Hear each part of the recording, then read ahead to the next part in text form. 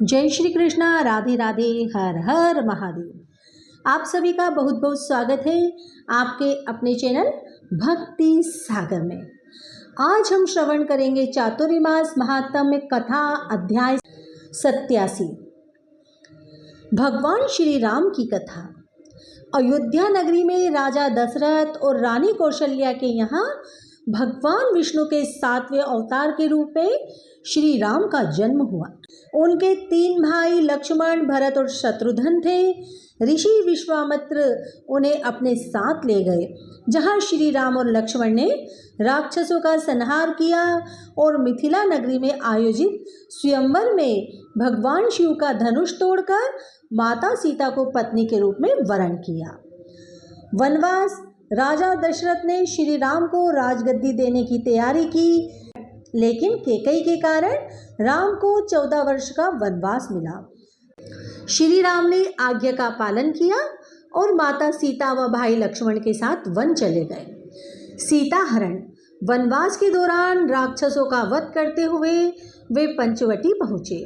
वहीं रावण ने मारीच के मायावी स्वर्ण मृग का बहाना बनाकर माता सीता का हरण कर लिया। हनुमान जी और सुग्रीव से भेंट।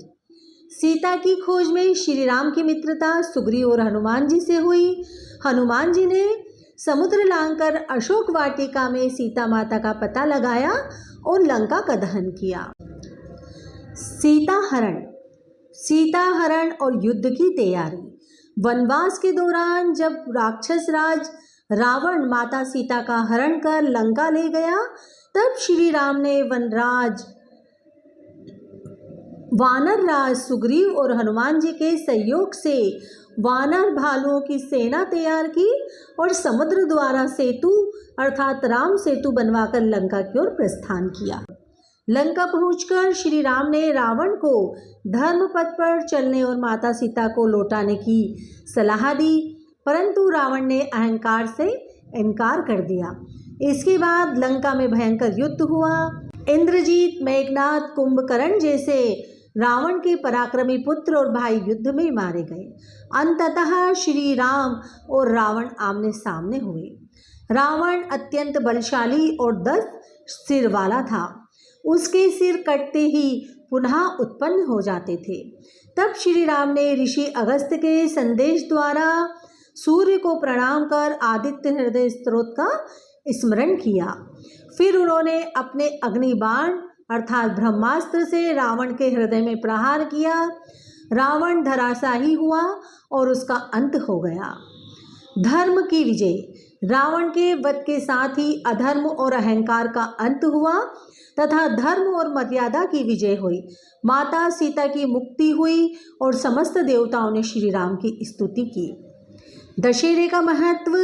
रावण वध का दिन अश्विन मास के शुक्ल पक्ष की दशमी को पड़ता है, इसलिए इस दिन विजयदशमी या दशहरा कहते हैं। यह पर्व सत्य की असत्य पर, धर्म की अधर्म पर और अच्छाई की बुराई पर विजय का प्रतीक है। भारत के अनेक स्थानों पर इस दिन रावण, मेघनाद और कुंभकर्ण के पुतले जलाए जाते हैं।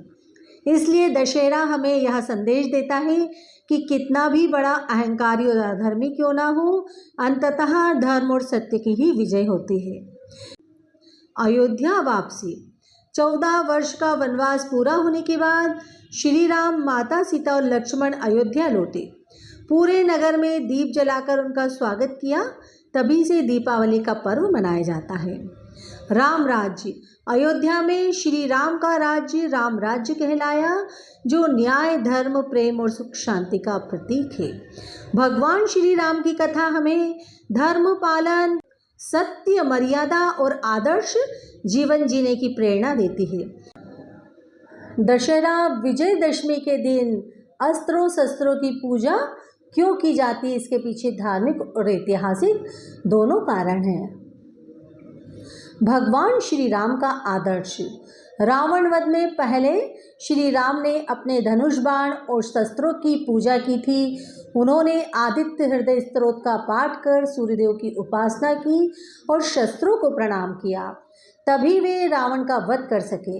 इसलिए इस दिन शस्त्रों की पूजा करने की परंपरा चली। शक्ति और सामर्थ्य का प्रतीक। शस्त्र केवल हिंसा का साधन नहीं बल्कि धर्म और न्याय की रक्षा का उपकरण माने जाते हैं। अस्त्रों शस्त्रों की पूजा से यह भाव आता है कि हम भक्ति का प्रयोग केवल धर्म की रक्षा और बुराई के विनाश के लिए करेंगे।